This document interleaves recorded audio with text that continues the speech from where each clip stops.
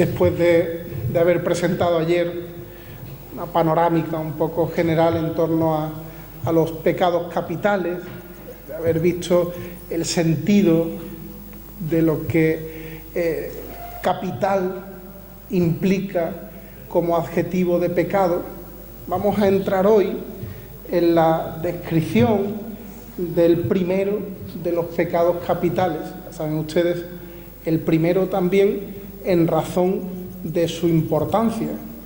Hay una gradación en la consideración de los pecados capitales. Y no es casualidad que la soberbia esté en primer lugar. Desde antiguo ha sido considerado el peor de los vicios. Así aparece en la Sagrada Escritura y así es considerado también por los padres del desierto antiguo. Aquí no se ve. Esto de la imagen es una cosa fundamental. Decimos que así es considerado como el peor de los vicios por la Sagrada Escritura y también por los padres de la espiritualidad del desierto, los padres de la Iglesia antigua. El peor de los vicios porque no está vinculado a un ámbito particular, sino que toca toda la vida, afecta a todas las zonas de nuestra vida, incluso a las zonas más sublimes. Ni siquiera la oración está privada de la soberbia. Hay que los padres del desierto se refirieran a este pecado como un gas venenoso que entra por todos lados sin que ni siquiera nos percatemos de ellos, que nos demos cuenta. El libro del Sirácida en la Escritura dice que el inicio de todo pecado es la soberbia. Y en el libro de Tobías hay una advertencia fundamental. Hijo mío, no dejes que la soberbia entre en ti. Las acciones más graves de nuestra vida proceden de algo que parece impalpable, como un gas. Las acciones más graves de nuestra vida tienen un principio que cuesta trabajo percibir. Por eso, considerar la soberbia significa adentrarnos en la raíz del pecado, allí donde hay algo que es impalpable, allí donde nos encontramos ante algo que no se percibe a simple vista, que no se ve con la mirada superficial y exterior, que requiere de alguna manera adentrarse en profundidad de un modo radical, yendo, como decimos, a la raíz. De ahí que la importancia de la soberbia nos lleve a considerar su dinámica propia. ¿En qué consiste la soberbia? ¿Cómo actúa la soberbia en nosotros? A esta pregunta responde de un modo muy claro San Ignacio de Loyola. San Ignacio dice que la soberbia toca al ser humano en los puntos más fuertes, de manera que entra con la nuestra, por donde nos atrae, con lo que nos gusta, y se sale con la suya.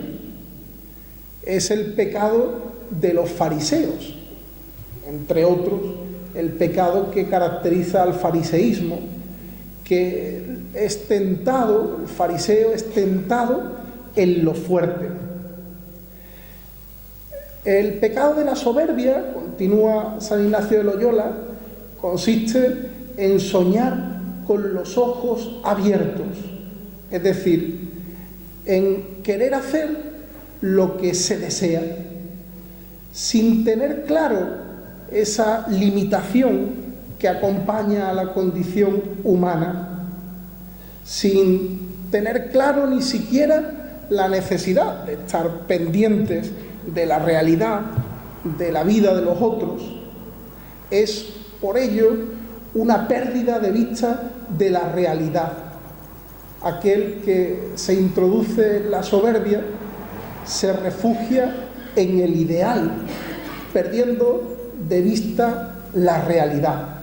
De manera que la soberbia nos hace incapaces de gustar el bien.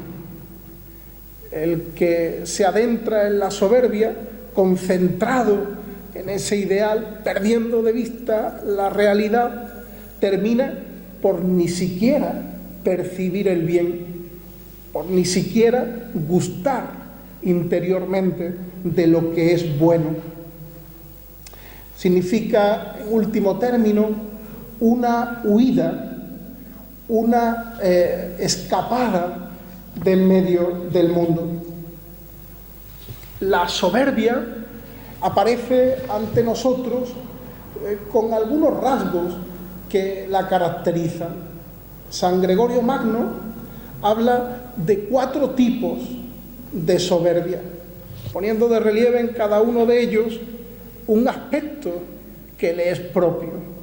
Dice San Gregorio Magno, el primer tipo de soberbia es el de aquel que se piensa que es la causa de cuanto posee.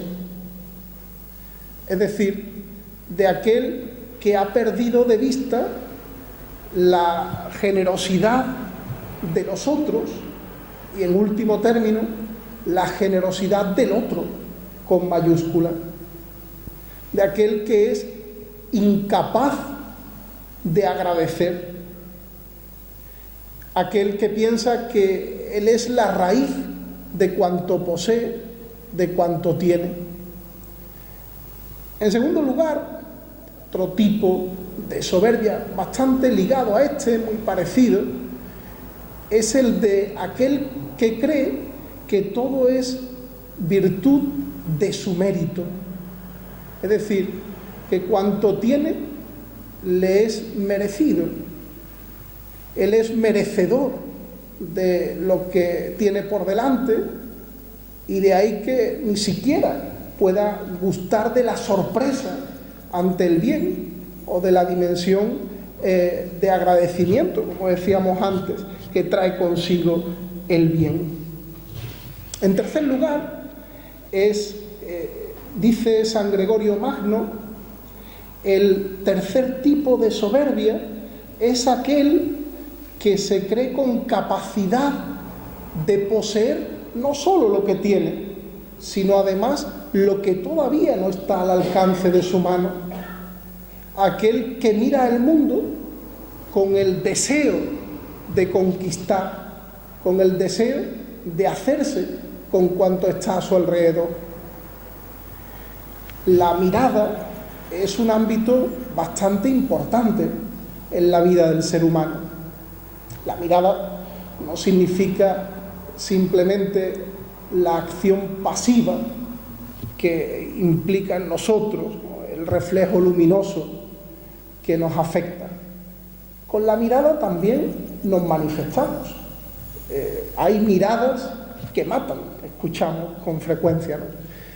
Pues también con la mirada podemos expresar esa soberbia acaparadora de aquel que se cree con derecho a poseer cuanto tiene alrededor. No olvidemos que decían los padres del desierto que la soberbia tiene en la envidia y en la avaricia sus 2 hijas más importantes.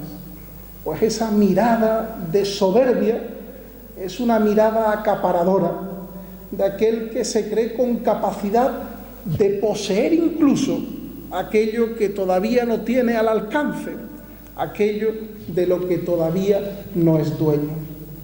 Y por último, el cuarto tipo de soberbia, dice San Gregorio Magno, y el más grave de todos, es el de aquel que desprecia a los otros, el de aquel que desprecia a los que considera que no están a la altura de su capacidad, que no cumplen con las expectativas que de antemano él podría juzgar con respecto a su vida y a su persona, el de aquel que desprecia, en definitiva, a los que están delante como inferiores, como indignos, en el fondo, de una relación con Él.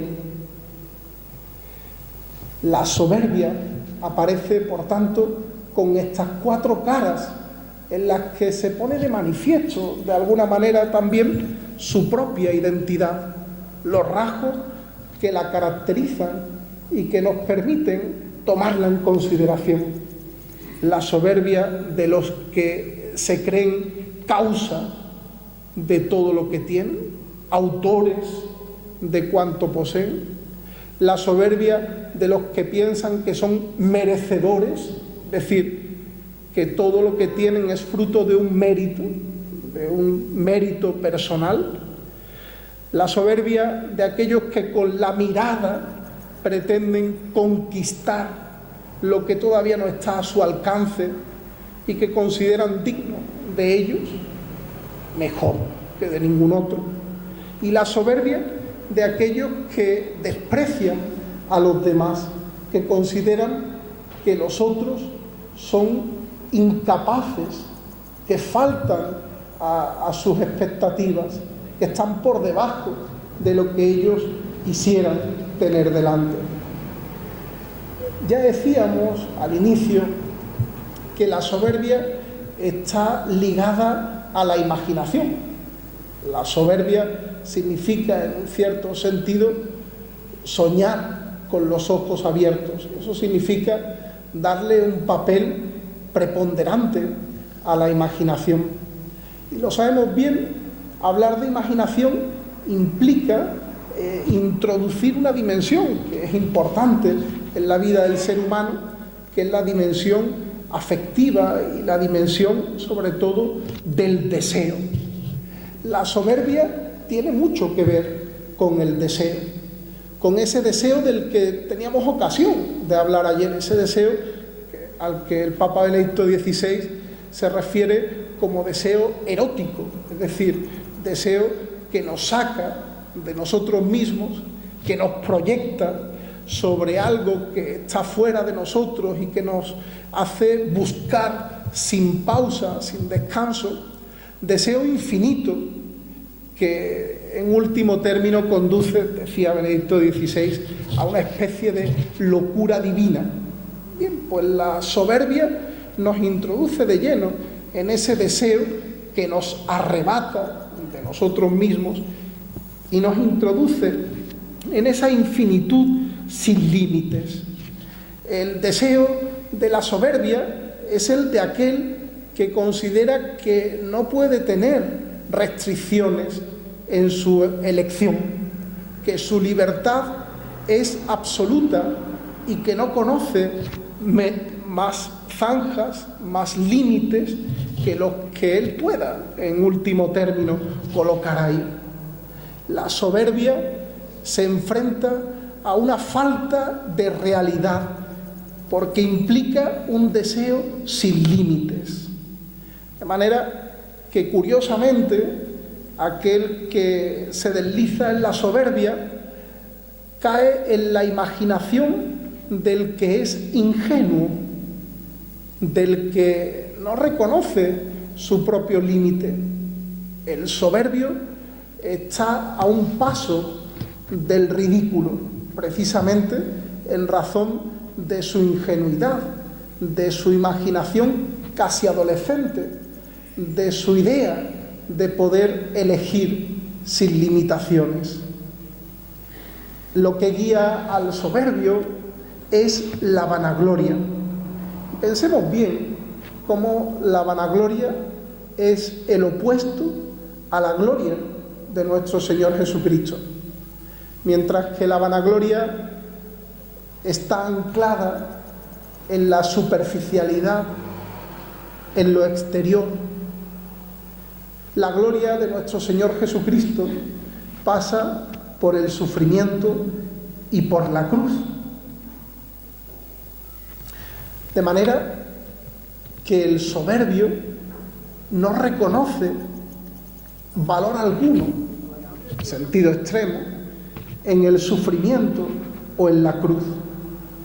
El Dios del soberbio es el Dios que ha sido dominado por Él, el Dios que ha sido apaciguado por Él, de alguna manera reducido al propio interés.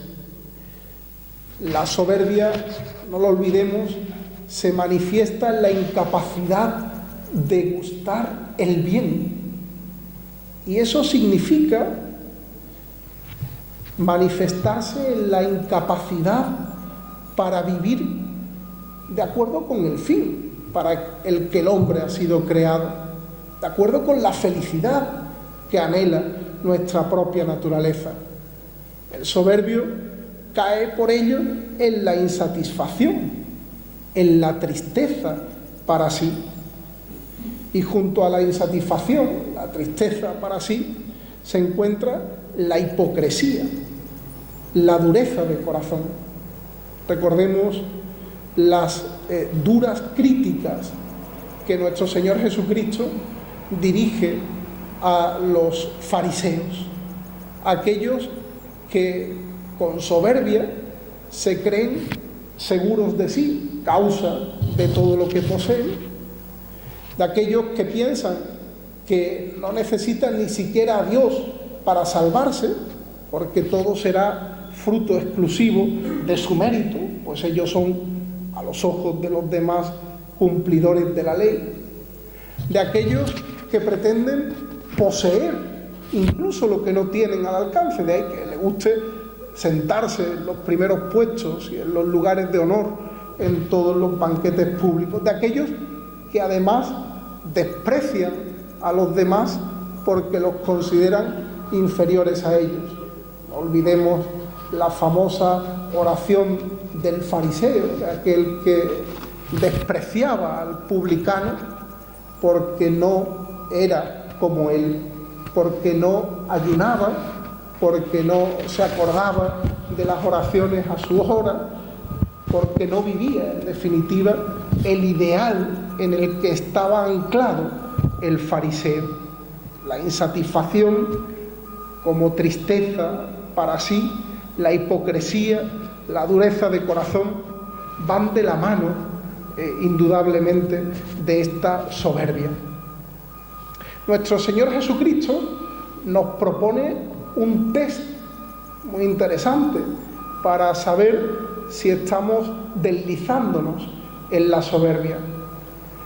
Dice el Señor: haced lo que ellos dicen, pero no lo que ellos hacen, porque ellos dicen, pero no hacen. Bueno, pues ese es el mejor test para saber si andamos perdidos en la soberbia, si nos estamos anclando también nosotros en el decir, pero no hacer, si buscamos en los demás, como hacían los fariseos, admiradores, es decir, si nuestra relación con los otros es una relación que busca en los demás admiradores de uno mismo, si en definitiva andamos por la vida en el descontento, en la falta de agradecimiento, si en el fondo ni siquiera consentimos que los demás discutan nuestras acciones,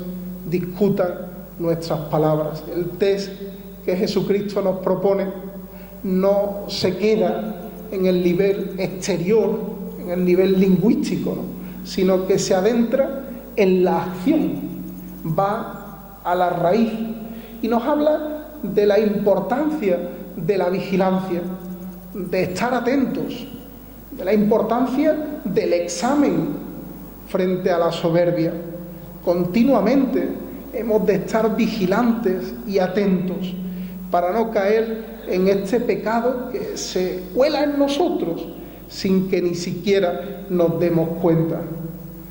En este pecado capital que nos sume en la incapacidad para reconocer el bien como algo recibido, para gozar de la vida, y que nos introduce por ello en la huida permanente de la realidad. San Isidoro de Sevilla decía que la soberbia es el pecado más grave, no solo porque toca toda la realidad, no solo porque es el padre de todos los vicios, sino porque se da en las personas más excelentes. Decía San Isidoro de Sevilla, el pecado de la soberbia se da en las personas más excelentes. Afecta especialmente a los que piensan que son perfectos, moralmente perfectos. Aquellos, decían los padres del desierto, que están crecidos en virtud.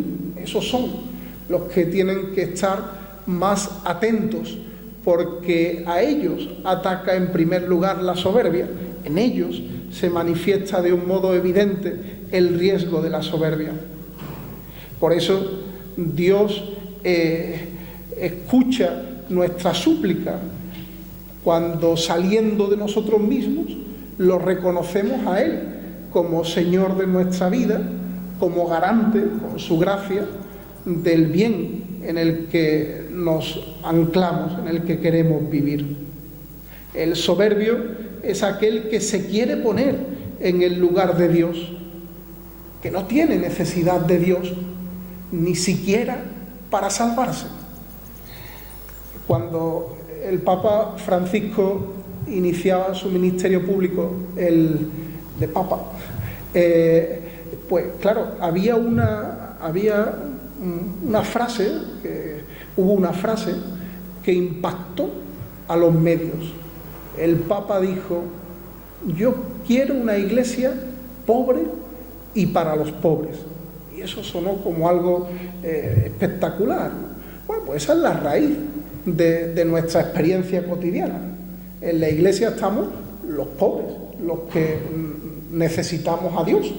Si nosotros tuviésemos la mayor riqueza, si nosotros tuviésemos la felicidad, si nosotros tuviésemos la vida plena, si nosotros tuviésemos incluso la capacidad para cumplir una ley que nos hace moralmente irreprochables, si nosotros tuviésemos todas esas cosas, no necesitaríamos venir a la iglesia.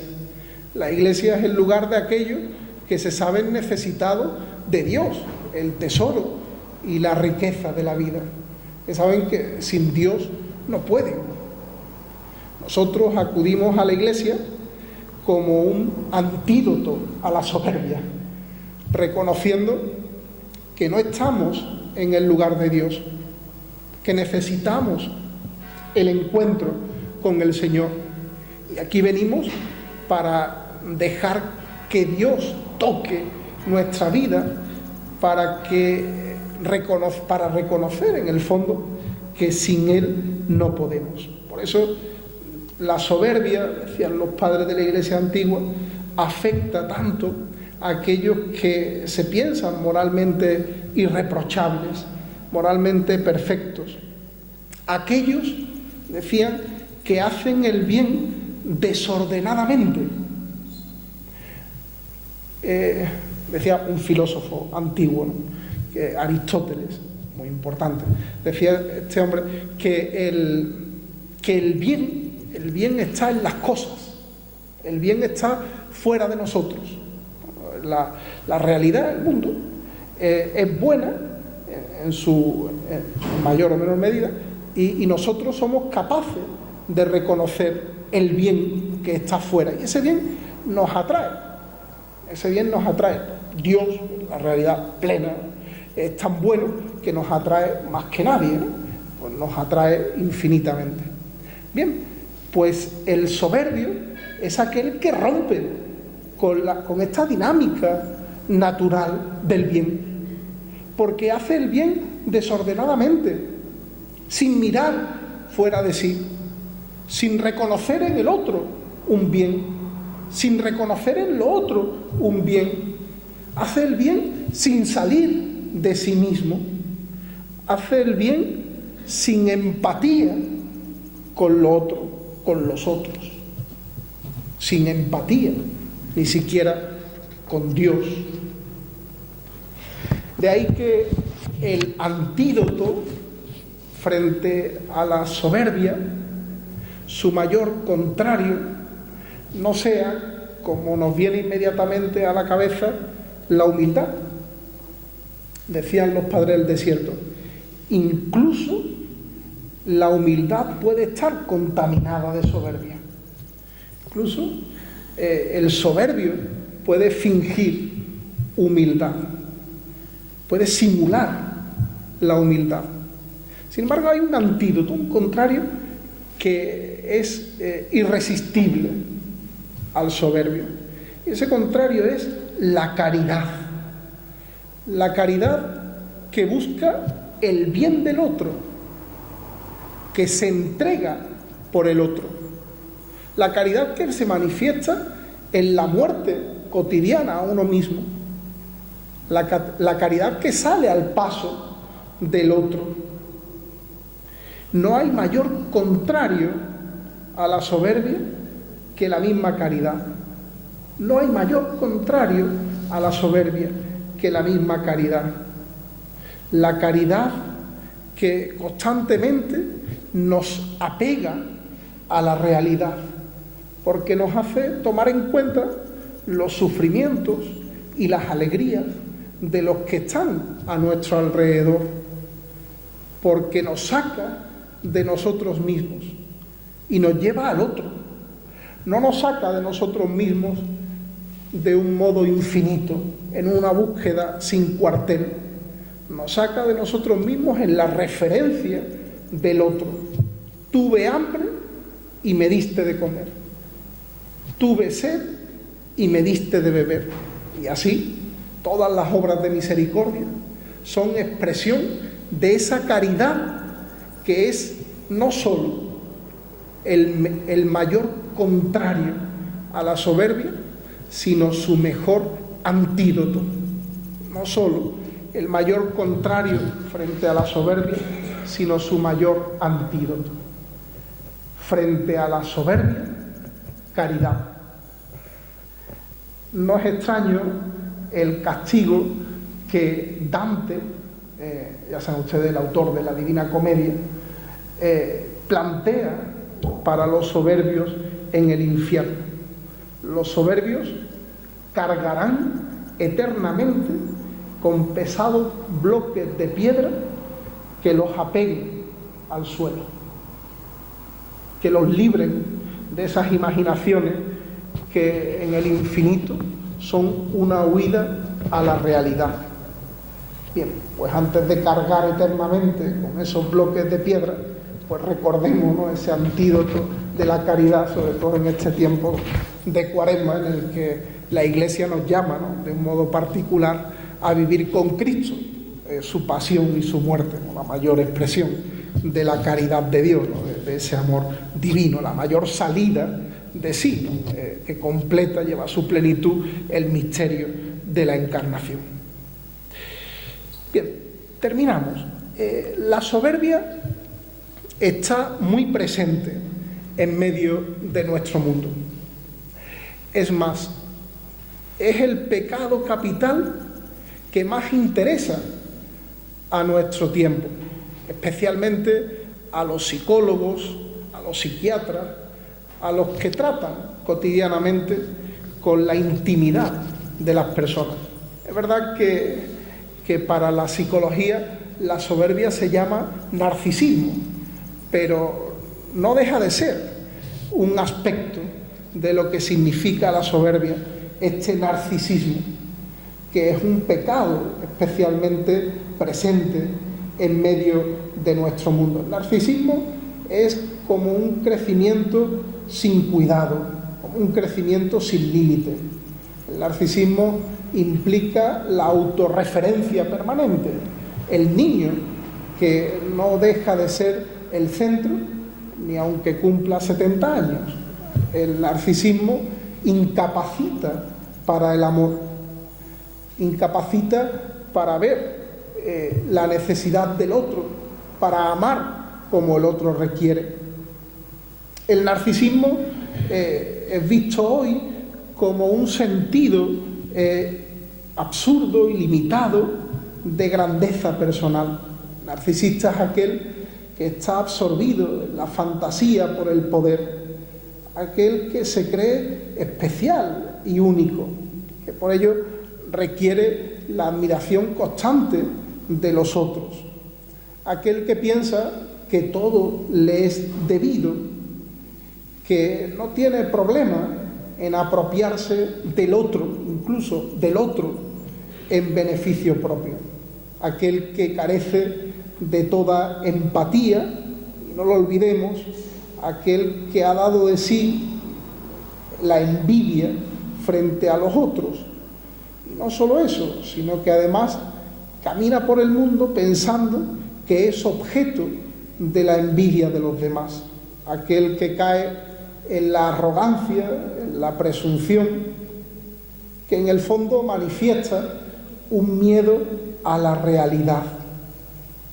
El narcisismo, y así lo han estudiado muchos psiquiatras y psicólogos en nuestro tiempo, ha sido propiciado como un boom después de la generación del 68, de aquel momento, ¿no?, en el que el rechazo a la autoridad constante, la proclamación de una libertad absoluta, trajeron como consecuencias la depresión y, en último término, la falta de gusto por el bien, por la vida, envuelta siempre en debilidad y en límite.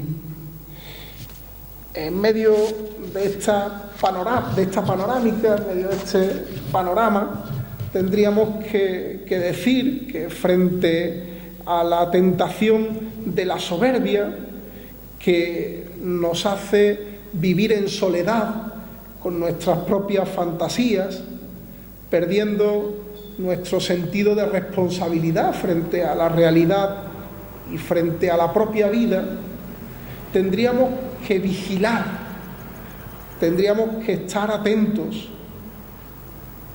La soberbia es un gas que se introduce de un modo muchas veces imperceptible y que afecta a la raíz.